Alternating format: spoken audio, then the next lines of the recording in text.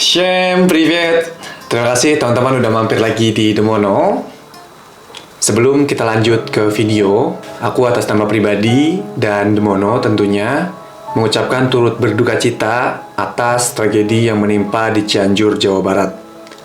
Semoga korban-korban yang berjatuhan diterima di sisi Allah Subhanahu wa Ta'ala dan keluarga yang ditinggalkan diberikan ketabahan. Di video kali ini, aku mau nepatin janji aku waktu aku buat video Q&A part ke-1. Aku waktu itu pernah janji kalau misalkan di Q&A part 1 videonya rame dan banyak yang ingin ditanyakan lagi, maka aku buat video part keduanya. Nah, buat teman-teman yang belum sempat nonton video Q&A part 1, nanti aku tampilin linknya di sini atau nanti aku taruh di kolom komentar. Nah, kemarin aku udah menghimpun. Aku udah mengumpulkan beberapa pertanyaan-pertanyaan dari teman-teman yang aku anggap menarik dan bisa kita bahas di Q&A part kedua ini. Jadi, kita langsung aja ke Q&A calon pegawai setempat part 2. Pertanyaan pertama. Ini banyak banget nih yang nanya tentang ini. Pertanyaannya, tips tes tulis, wawancara, dan tes lainnya. Nah, sebenarnya untuk teman-teman yang ikut di 2022 ini, itu sebenarnya sudah lumayan enak teman-teman. Karena dari Biro BSDM Kemlu, itu sudah menjabarkan apa aja yang bakalan keluar di tes tulis dan kemampuan bahasa asingnya. Teman-teman nanti bisa cek di pengumuman ujian tulis, itu di bagian B, nomor 1, itu di situ dijelaskan terkait apa-apa saja yang akan keluar di tes tulis. Jadi, di bagian B nomor 1 itu, materi pokok ujian tulis substansi dan penguasaan bahasa asing. Itu ada wawasan kebangsaan dan nilai-nilai dasar Pancasila.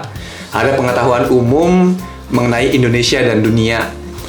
Ada pengetahuan yang bersifat kekemluan atau hubungan luar negeri. Ada isu-isu khusus. Contohnya ada isu politik, hukum, ekonomi, informasi dan komunikasi, sosial budaya, pengetahuan mengenai administrasi dan masalah keuangan.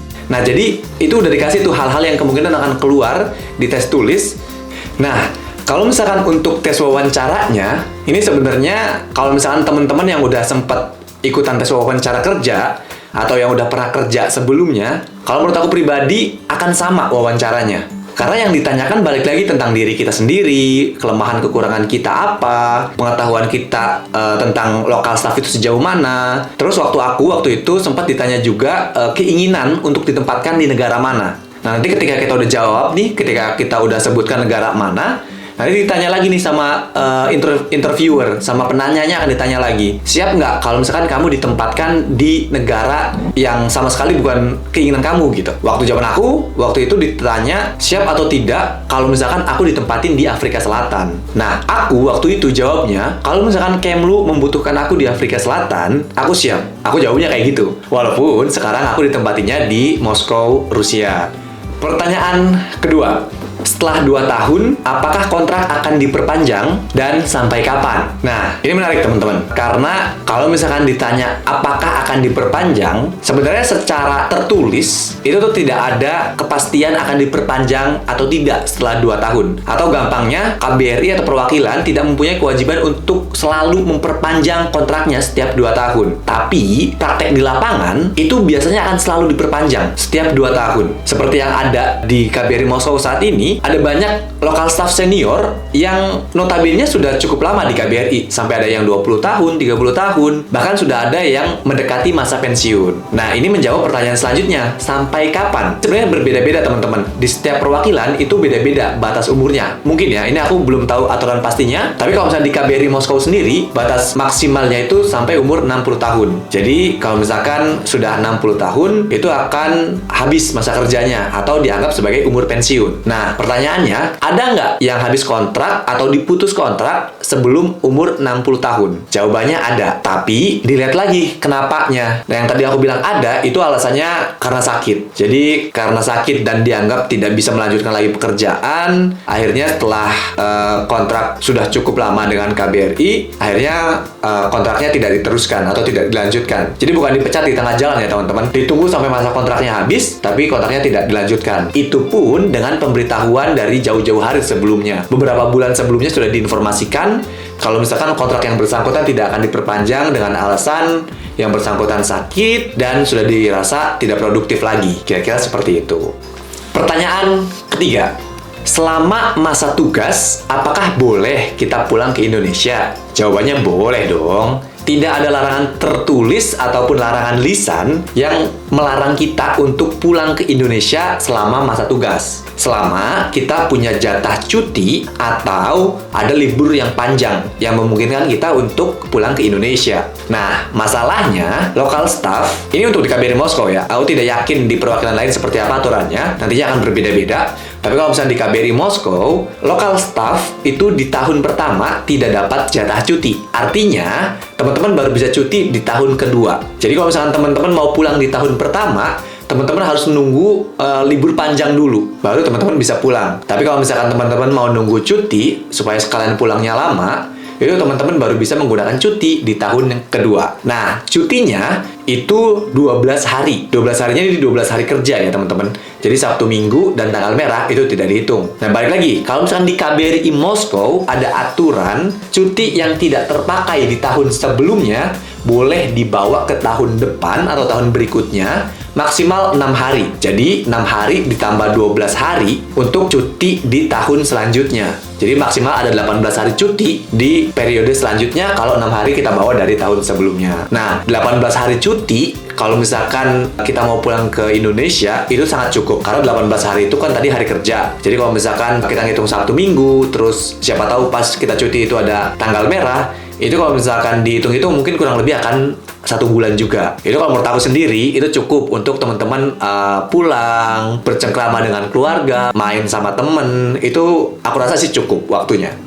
Nah, tapi kalau misalkan ada keadaan darurat, teman-teman misalkan ada sesuatu yang mendesak, mohon maaf, misalkan, nauzubillah min zalik, tapi ini contoh saja, misalkan orang tua teman-teman meninggal, itu biasanya ada pengecualian khusus, di mana biasanya kepala perwakilan mengizinkan kita untuk pulang beberapa hari. Itu pun dengan catatan negara yang teman-teman tempatin tidak terlalu jauh jaraknya ya. Kalau misalkan teman-teman jaraknya terlalu jauh, mungkin dari perwakilan tetap mengizinkan.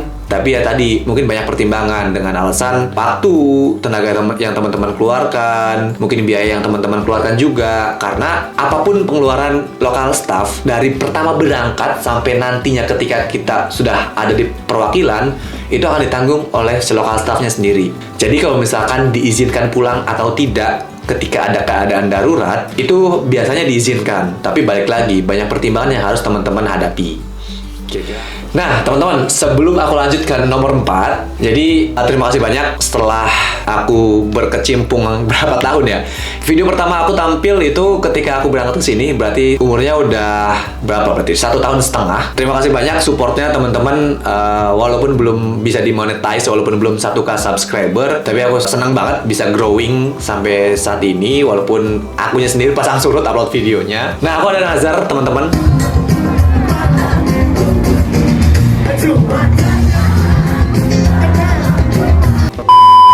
Ada keinginan dari aku sendiri, karena kan kemarin aku sempat jalan-jalan ke beberapa kota, nanti videonya akan tayang mungkin dalam waktu beberapa minggu ke depan. Nah, jadi aku ada nazar, kalau misalkan Demono bisa tembus 1K subscriber, aku mau coba ngadain giveaway souvenir khas Rusia. Ada beberapa juga yang khas dari beberapa kota yang udah pernah aku datengin. Jadi jangan lupa share ke teman-temannya yang lain supaya makin banyak yang subscribe. Mungkin makin banyak jadi yang tahu tentang Rusia. Kalau misalkan Rusia itu aman, Rusia itu indah, Rusia itu cantik. Pokoknya ayo kita bareng-bareng support, kita bareng-bareng katrol Demono supaya bisa 1K, mungkin 10K, mungkin kita tumbuh bersama. Aku sama teman-teman kita tumbuh bersama.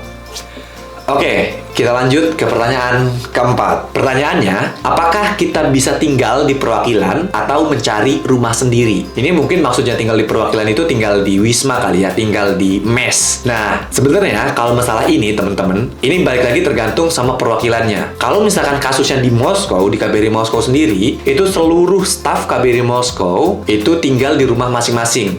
Artinya, KBRI tidak menyediakan mes untuk stafnya tinggal. Nah, tapi beda dengan temen aku yang di Baghdad. Jadi temen aku ada yang di Baghdad. Nah, dia cerita kalau misalkan di sana itu disediakan mes karena Baghdad merupakan negara bahaya atau negara rawan dan agak riskan jatuhnya kalau misalkan lokal staff atau staff KBRI-nya itu tinggal sendiri gitu di luar wilayah mesnya. Makanya di sana disediakan mes gitu. Nah, tapi hal kayak gini tuh nggak bisa ada di semua negara gitu. Cuma ada di negara-negara tertentu yang mempunyai ketentuan khusus. Contohnya tadi Baghdad atau ada juga negara-negara lain.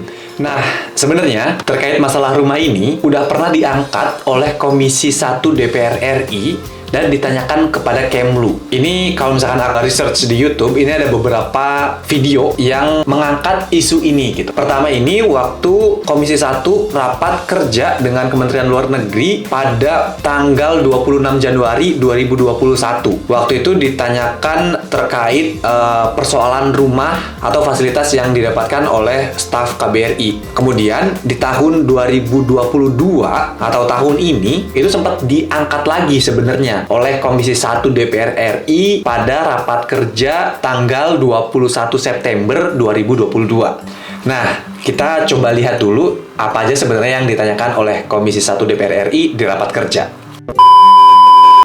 Yang terakhir dari saya terkait dengan beberapa informasi dan masukan-masukan kepada kami terkait kesejahteraan diplomat-diplomat kita, termasuk dengan staf diplomat tapi juga lokal staf. Nah, mungkin ke depannya perlu juga mendapat perhatian dan ada peningkatan kesejahteraan terhadap mereka yang ditugaskan di berbagai kedutaan dan juga KJRI atau konsulat yang ada di luar negeri. Nah, kenapa demikian? Karena kami mendapati informasi bahwa baik lokal staff maupun staf KBRI dan KJRI itu banyak yang tidak bisa menangani persoalan-persoalan keseharian mereka dan kebutuhan mereka dalam sebulan, terutama misalnya soal tunjangan perumahan, kontrak rumah dan lain-lain karena tingkat kemahalan yang ada. Terima kasih Pak Sekjen, Pak Cecep, dan jajaran yang saya hormati dan saya banggakan. Saya hanya mengulangi mengenai minimum essential luar negeri. Kalau di Depan ada minimum essential force, saya minta juga di Deplu juga ada. Lokal staff tuh berapa Pak? Dari zaman jebot itu di bawah 50% dari yang terminim Pak, dari home staff. Bagaimana mereka bisa hidup? Home staffnya aja susah, apalagi lokal staffnya. Makanya saya minta Pak Rifki, tolong Pak, ini legacy Pak. Kalau kita bisa coba permennya itu atau apanya dirubah. Nah, jadi mudah-mudahan setelah hal ini setiap tahun di-up terus oleh Komisi 1 DPR RI, mudah-mudahan Kemlu mendengarkan dan merealisasikan. Jadi nanti buat teman-teman yang baru gabung, buat yang saat ini ikut dan mudah-mudahan nanti dilancarkan sampai lolos, ditempatkan di negara yang diinginkan, mudah-mudahan kita mendapatkan fasilitas yang lebih baik gitu. Karena kalau misalkan boleh jujur nih, pengeluaran terbesar itu sebenarnya dari tempat tinggal, dari rumah. Jadi kalau misalkan tempat tinggalnya ada bantuan atau ada ada usulan tambahan gitu dari Kemlu, mungkin jadi much better buat kitanya juga. Pertanyaan kelima atau pertanyaan terakhir di Q&A calon pegawai setempat part kedua ini. Deskripsi pekerjaan lokal staff. Nah, ini sebelum aku jawab, aku mau coba tanya dulu deh ke teman-teman, dan teman-teman coba pikirin, simpen di pikiran teman-teman jawaban teman-teman, nanti coba cocokkan dengan jawaban aku gitu. Nanti apakah akan sama ekspektasinya atau justru jauh beda gitu. Nah, aku tanya ke teman-teman, menurut teman-teman lokal staff atau pegawai setempat itu kerjanya ngapain?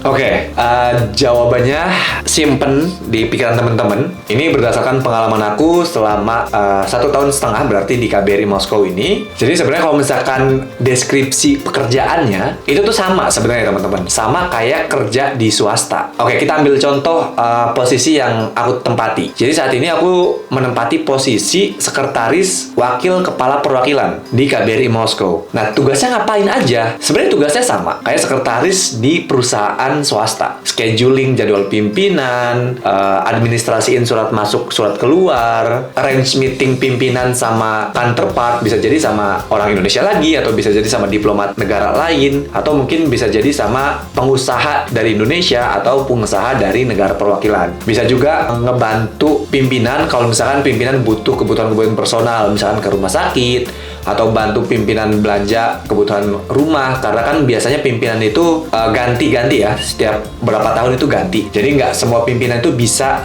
bahasa negara perwakilannya. Nah, makanya di situ yang kita bantu pimpinan untuk belanja gitu-gitu misalnya. Atau bisa jadi penerjemah untuk surat-surat, atau penerjemah secara langsung gitu, secara lisan. Nah, tapi aku mau ngingetin ke teman-teman, kalau misalkan teman-teman jadi lokal staff di perwakilan, teman-teman tuh harus punya mental mau coba dan fleksibel gitu. Kenapa aku bilang mau coba dan fleksibel? Karena di perwakilan itu beragam banget teman-teman. Karena yang aku tadi info, diplomat itu akan silih berganti, pimpinan akan silih berganti. Jadi nuansa yang ada di KBRI atau di perwakilan itu tuh nggak akan sama. Per berapa tahun itu akan berubah. Jadi teman-teman tadi harus bisa fleksibel, harus menyesuaikan dengan lingkungannya. Kemudian teman-teman tuh harus mempunyai mental mau coba, karena tiap kita ganti pimpinan itu pasti pimpinan memerlukan atau mempunyai kebutuhan yang beda-beda. Bisa jadi yang tadinya teman-teman nggak melakukan A, tiba-tiba pimpinan teman-teman minta untuk teman-teman melakukan A. Nah, teman-teman nggak bisa langsung, Pak, saya nggak pernah ngelakuin itu. Pak, jangan saya dong, saya nggak bisa. Nah, itu nggak bisa. Nggak bisa bahasa Inggris.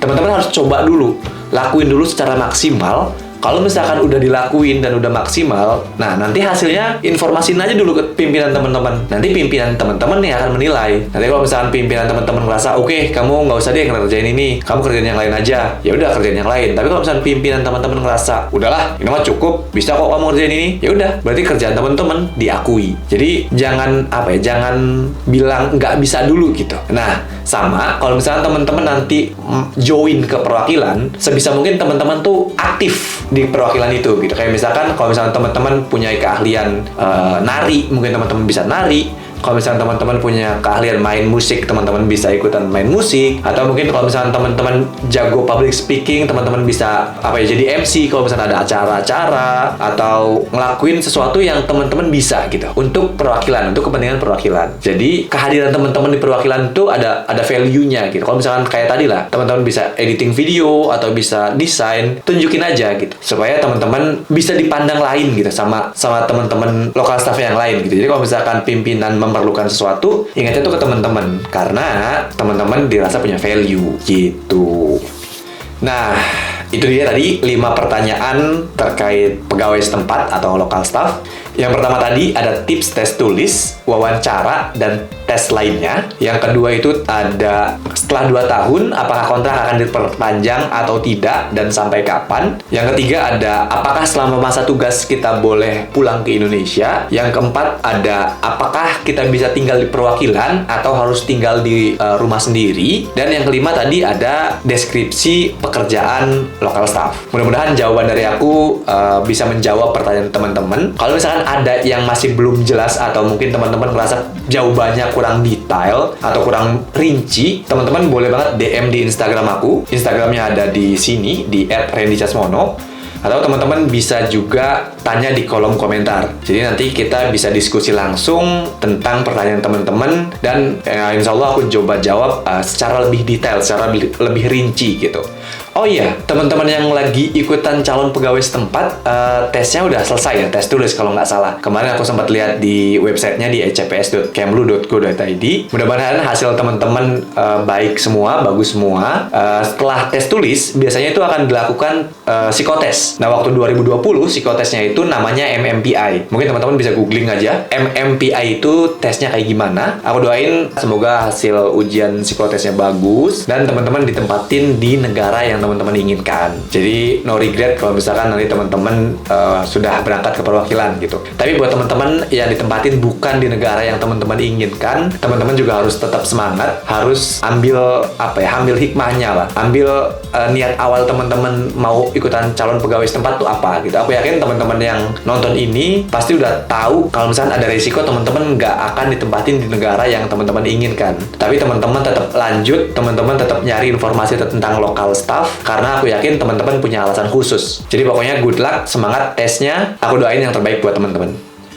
Oke teman-teman, sampai di sini dulu video Q&A calon pegawai setempat part 2 kali ini. Sekali lagi aku ingetin jangan lupa share videonya ke teman-teman kalian yang lain. Pokoknya ke semuanya deh, ke Pak RT, ke Pak RW, ke Bu Lurah, ke Pak Camat, ke Bu Guru, pokoknya semua supaya kita cepet 1K subscriber dan aku mau coba buat giveaway kecil aja. Hadiahnya itu nanti akan ada pernak-pernik atau souvenir dari Rusia. Oke, terima kasih teman-teman. Good luck tesnya. Pokoknya semangat, hajar terus aja pokoknya. Sampai jumpa lagi di video selanjutnya. Paka-paka.